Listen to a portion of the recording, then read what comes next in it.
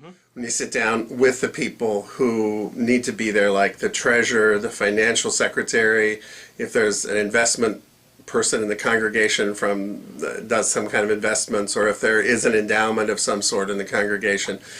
How do you sit down and how do you put together the best team of the people who can give you the best guesses? Okay. Because budgets are really the best guess. You've got the best guess of what's going to come in a year, and you've got the best guess of what you're going to spend. So you have to in a make year. the best guess based on donations, endowments, and stuff like that, and and not try to shoot for the moon. And right, you're and- going to look at the history and look at reality. In a local church, if you've got a person that's been extremely generous who passes away, Right. or their circumstance changes that they're no longer able to be generous because of health or housing or family circumstances or whatever, and that's where you just need to sit down and spend time thinking with the leadership of the church. Well, what's realistic going forward in terms of income, and then in terms of expenses.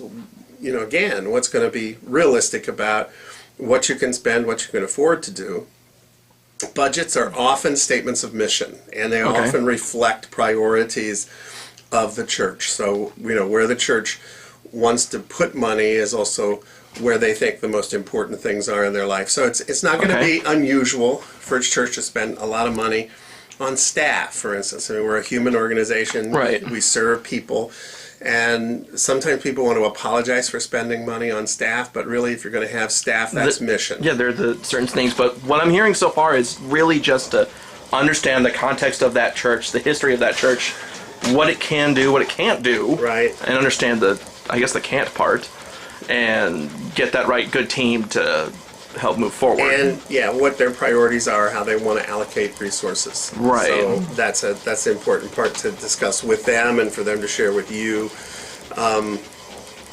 There are some things. I went to the www.ucc.org. Yeah. And you go to Leaders Box in the search. Leaders Box. Leaders okay. Box. And this was a resource that got put together a long time ago, but it's been updated. These are all now copyrighted about 2000. Well, I saw one copyright of 2005 or 2006. It's an old resource. I don't have a copy of it up there. That's fine. And there are different pages. So, like, there's salary administration. I just pulled a few out. There's salary administration, office church management.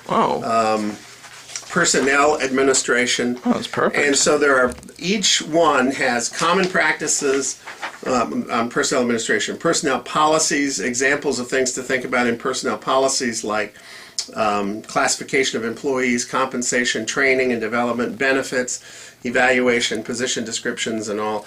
So while it's not directly budgeting, if you're going to have staff that you're, employing, these resources are really helpful. So there's a variety of resources around administration and around theology and around perspectives that are included in the Leaders Box. So that's a resource from the United Church of Christ that often is very helpful and it's too often, I think, overlooked. The other thing, when I put in the search on ucc.org budgeting, Right. it took me to the site that had information put there by the Cornerstone Fund of the United Church of Christ. Okay. So, and it had a list of all kinds of things about budgeting and making friends of church numbers. This may apply to you. Oh, good. For many pastors and lay leaders, reviewing the managing church finances can create a bit of anxiety. A little bit. Church finances are just different enough from those of a family that a bit of special understanding can make a critical difference in effective church management. After years Right. of working with pastors and lay leaders around the country, the Cornerstone Fund has created a one-day seminar, Making Friends of Church Numbers, to help non-financial people develop their comfort and skill with church numbers. Okay, good. So you might want to look at that. And some excellent. of these are online. And, Okay, that's you can good. just take them when you want to on your schedule.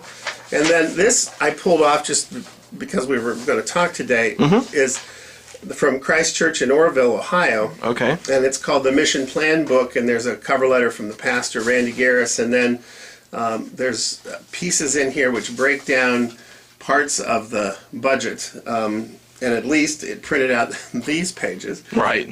Reaching out in mission, what they support, and this has a description of what they support and how it's budgeted. So they have $68,000 scheduled to go out in mission outreach, and $9,275 it would appear in their website and other kinds of reaching out or evangelism pieces there, and then serving in the community.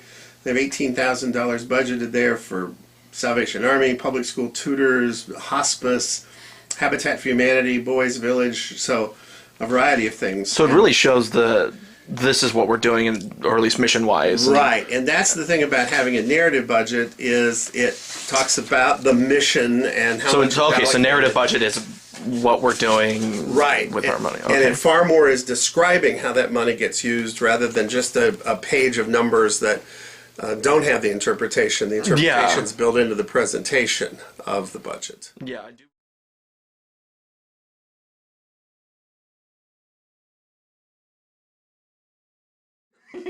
You should avoid all crises that's going to cost money, and you just can't. I mean, a budget is the best guess of educated people to do something, and sometimes something can go wrong. And I was saying about this today. The St. Louis Association Council voted money to the Committee on Ministry. Okay. And then the Committee on Ministry took on a project that we thought would cost $200, and they had to contract with some people, and they came to council and they said, this is what we think it's going to cost, and it ended up costing $1,800.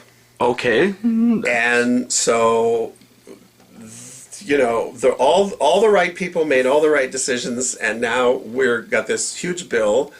And I said, well, there goes your budget. And so, you know, I mean, at the time, they start putting the budget together in August. They vote on it in October. Okay. It goes into effect in January. And at the time, they had no way of knowing that the Committee on Ministry was going to be taking on this project that was going to cost $1,800. So now we're stuck with trying to figure out how we're going to cover that. Right. And, you know, the choices are reallocate money or go into a deficit situation where we're going to spend more than we anticipated, and the budget will be out of balance when we report it back to the association a year from now. Yeah. So, I mean, you do the best guess you can. You learn from experience. You look at history. If, you know, in a local church, I've got people right now in my church council in my local church that want to talk about how we can put all of the big items in the building on some kind of a schedule so that we plan to budget for them. Okay. So, like, when is the slate roof going to need repair? Yeah, when is the furnace going to go? What, according to industry standards, can we expect? How far down the road are we going to have to to replace a furnace? How? I guess that helps with the whole best guess thing, is to plan it out and not just have the furnace die all at once and then the tiles go off and try to pay for them at the same time. Yeah. That'd be bad. Her perspective is that every meeting we go to, we have a new crisis we're trying to figure out how to pay for. And she's kind of tired of it. So she made a big pitch that we needed to get a company in, like an architectural firm or something, to walk through the whole building and get things on a schedule so that we're not paying $22,000 to do a major overhaul of the furnace, but that maybe we're doing all the maintenance that we do all along to keep that crisis from developing. So a good bit of it is how you do the management of all of that assets at a church, and who works with you on that as pastor, who's been there and has the memory and the experience that can help plan that out, and is at the table to say, well, you know, when you're doing the budget and somebody says, well, you know, the parking lot's going to need sealed, and we're going to need $2,000 to seal the parking lot. Or the front doors are going to be needed to be either refinished or replaced or something. But somebody that brings that to the table and makes it possible for you to plan for that rather than having $10,000 in an unanticipated line item that you spend from when the crisis I'd rather not have that happen. Especially in a first call situation where, I've preached before and had pastoral care moments, but never really, all right, let's balance the budget. Because, I mean, I'm not really the best when it comes to managing that stuff.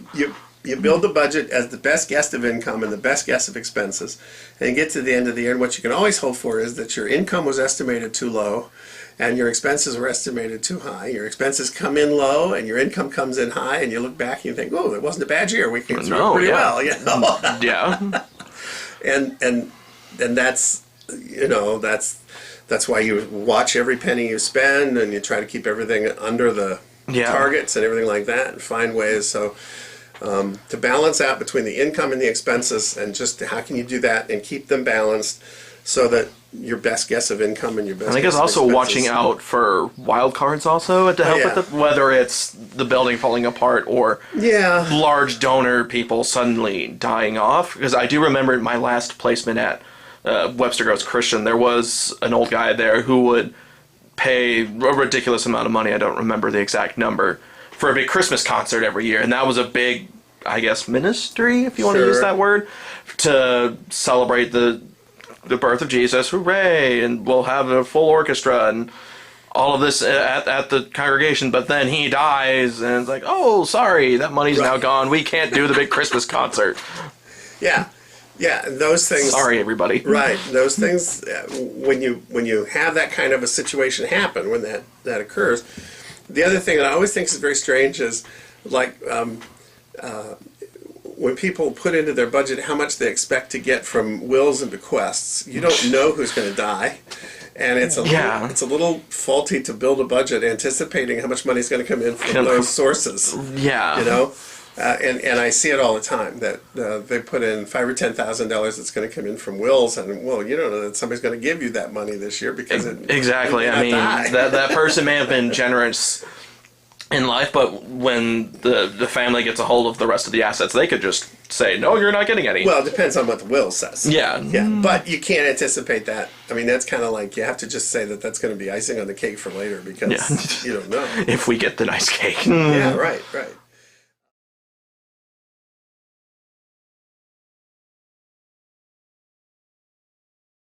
Sorry about that. The other part about, I was going to say raising the money, but I mean, what kind of a stewardship history or campaign that church has in terms of funding. For a while, there was a resource called Consecrating Stewards. Okay. That urged people, I think it's still available from national office.